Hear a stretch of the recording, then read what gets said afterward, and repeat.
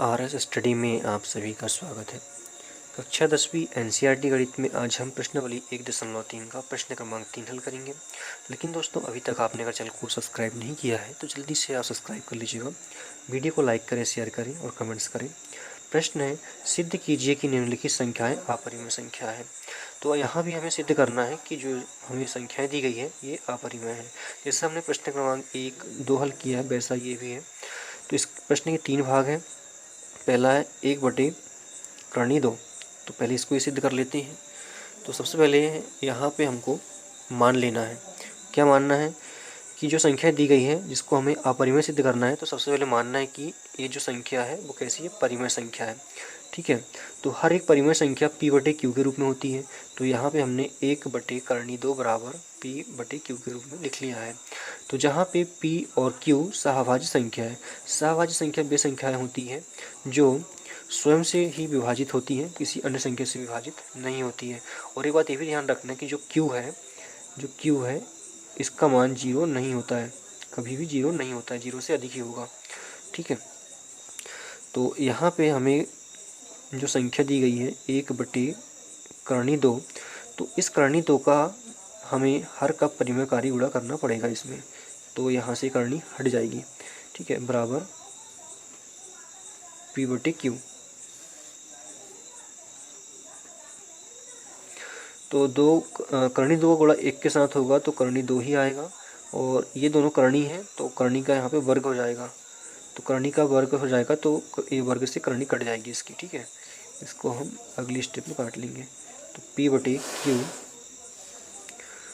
यहाँ पे करनी को हम काट लेते हैं तो हमारे पास में शेष रह जाता है करनी 2 यहाँ से सिर्फ 2 बचेगा, बराबर p/q। ठीक है। तो यहाँ पे हमने p/q लिख लिया है। तो हमें यहाँ पे सिर्फ करनी 2 को छोड़ना है। ठीक है। तो यहाँ पे हम करनी 2 को छोड़ देते हैं और ये जो 2 है वो इधर पक्षांतर होकर गुणा में आ जाएगा। तो ये p के साथ गुणा में आ जाएगा। ठीक है। तो p/q जो है एक पूर्णांक है। p/q क्या है, एक पूर्णांक है। तो लिख सकते हैं जहाँ p/q पूर्णांक संख्या है। ठीक है। तो ये पूर्णांक है p/q, तो स्वाभाविक है कि परिमेय संख्या होगी। तो यहाँ पे हम कह सकते हैं कि ये संख्या जो पूर्णांक है इसलिए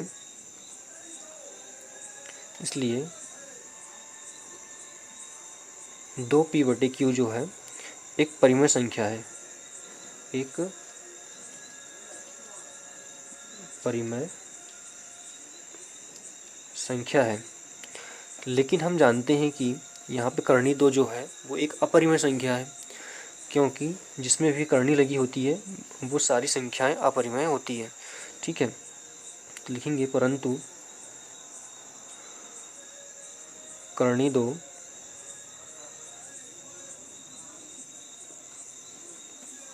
एक अपरिमेय संख्या है।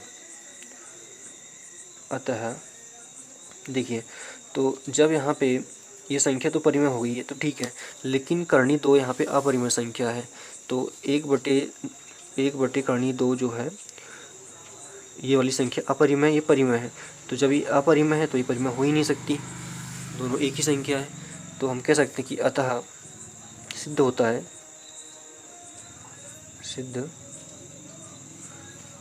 कि 1/2 करनी 2 एक अपरिमेय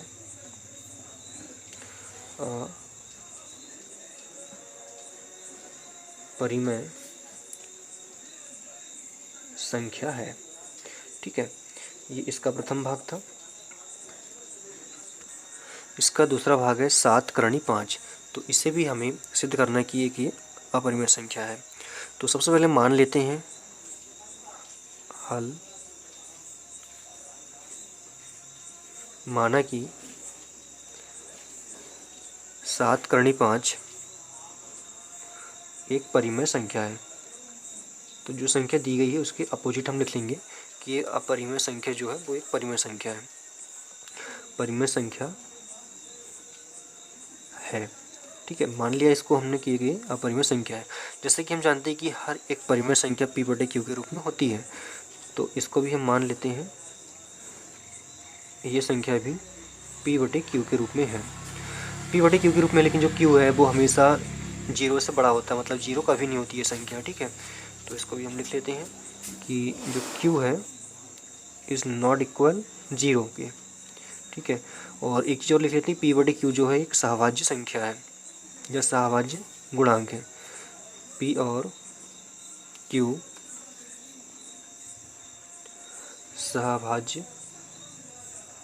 सहभाज्य पूर्णांक संख्याएं भी होती है जिसमें सिर्फ स्वयं का ही भाग जाता है। सहभाज्य पूर्णांक है। ठीक है, अब इसको हम हल कर लेते हैं। तो यहाँ पे हम 7 का पक्षांतर कर लेते हैं, तो हमारे पास सिर्फ करनी 5 रह जाता है। जब 7 का पक्षांतर इधर होगा, इधर ये गुणा में इधर जाके भाग में आ जाएगा, तो p और ये जाएगा q के साथ में, 7 इधर। ठीक है, जहाँ पे p बटे 7q एक क्या है, पूर्णांक है। ठीक है, तो ये p बटे q पूर्णांक है, परिमेय संख्या के रूप में है, तो स्वाभाविक है कि p बटे 7q भी एक परिमेय संख्या होगी। तो ये सिद्ध हो जाता है कि ये परिमेय संख्या है।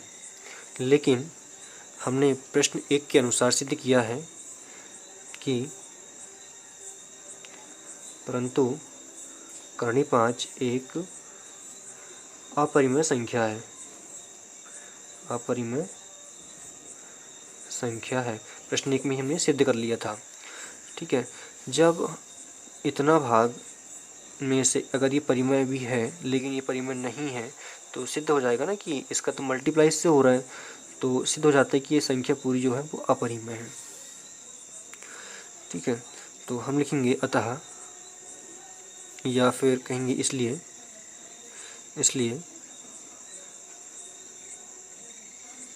सिद्ध होता है कि एक अपरिमेय संख्या है। ठीक है, इस तरह से हमने इसका सेकंड भाग भी कंप्लीट कर लिया है। अब इसका थर्ड भाग भी देख लेते हैं। ठीक है, तो देखते हैं कि इसमें जो तीसरा भाग है 6 धन करणी 2, तो इसको भी हल कर लेते हैं। हमें ये संख्या भी सिद्ध करनी है कि ये भी एक अपरिमेय है। तो पहले तो इसको भी हम मान लेते हैं, माना 6 धन करणी 2 एक परिमेय संख्या है। अपरिमेय सिद्ध करने के लिए पहले इसको परिमेय मानना पड़ेगा, परिमेय संख्या है। अब हम जानते हैं कि जो परिमेय संख्या होती है वो हमेशा p बटे q के रूप में होती है, तो इसके बराबर में जाएगा p बटे q। ठीक है, तो जहाँ पे p और q जो है सहभाज्य संख्या है या सहभाज्य पूर्णांक है, जहाँ p और q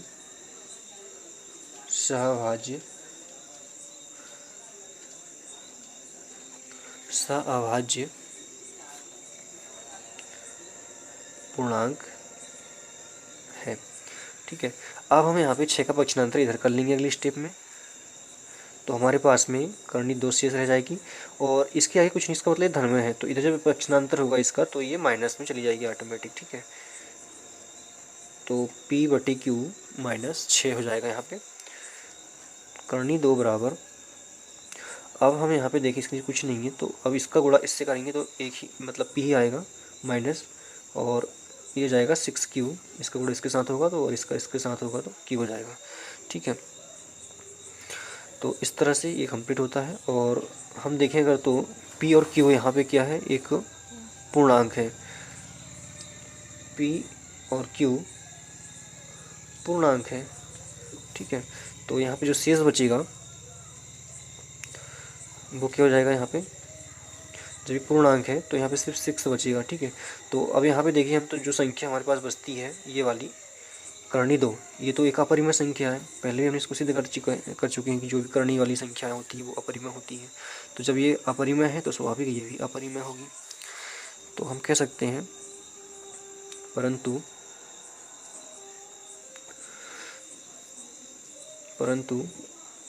करणी 2 एक अपरिमेय संख्या है, इसलिए सिद्ध होता है